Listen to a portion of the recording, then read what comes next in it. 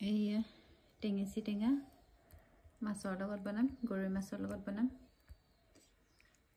এইকেইটা মই লৈ লৈছোঁ। ঘৰৰে সিদিনাখন মাৰিছিলোঁ গৰৈ মাছ, আৰু আছে ডাঙৰ ডাঙৰ আছে। এইকেইটা বনাইছোঁ মই টেঙেচি শাকৰ লগত।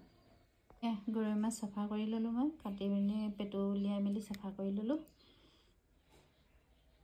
এটা জীয়াই আছে মাৰিলোঁ। ধনিয়া গুড়ি, জিৰা গুড়ি, ৰেড চিলি পাউডাৰ আৰু গৰম মছলা। এয়া টেঙেচি টেঙা কাটি লৈছোঁ মই ধুই মেলি। পিঁয়াজ, জলকীয়া দুটামান আপোনালোকৰ হিচাপ অনুসৰি ল'ব, আৰু নহৰু আদা মই পিচি ল'ম। এয়া পিঁয়াজ লৈছোঁ। মই প্ৰথমতে ফ্ৰাই কৰি ল'ম।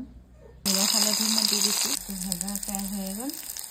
ইয়াতে মই এতিয়া টেঙেচি টেঙাখিনি দি দিম। এইখিনি নমাই লওঁ মানে মাছকেইটা। এয়া পটাত পিচি ল'ম এতিয়া মই নহৰু আদাখিনি। ইয়াতে ৰঙা শুকান জলকীয়া 2টা দি দিম। শুকান জলকীয়া 3টা তিয়াই থৈছিলোঁ মই। এতিয়া পিচি হৈ গৈছে, এতিয়া পটাতে পিচিছোঁ মই। নহৰু, পিঁয়াজ এইখিনি মছলাখিনি দি দিলোঁ মই।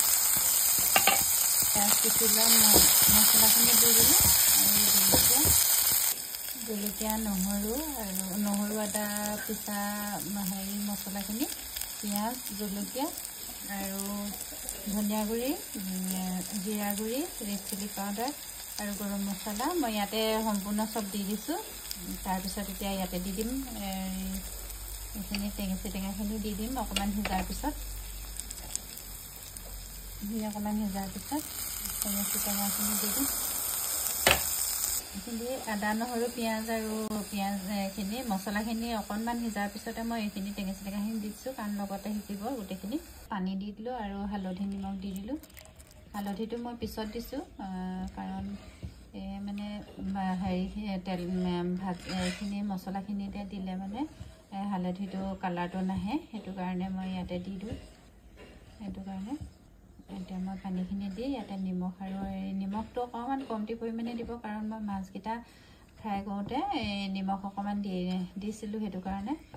এতিয়া গোটেইখিনি ইয়াতে মিহলি হ'বলৈ দিম। অকণমান উতল আহক। উতল আহিছে, মই এতিয়া ইয়াতে মাছকেইটা দি দিম। ইয়াতে মই মাছকেইটা দি দিলোঁ, আৰু মোৰ টেঙেচি টেঙা মাছৰ জোলৰ ৰেচিপিটো ৰেডি হৈ গ'ল। বৰ ধুনীয়াকৈ হৈ গ'ল।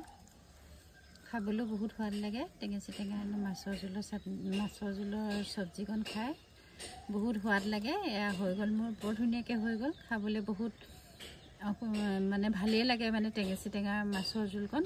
আপোনালোকে এনেদৰে বনাই চাব। ধন্যবাদ। আজিলৈ আহিছোঁ, বাই।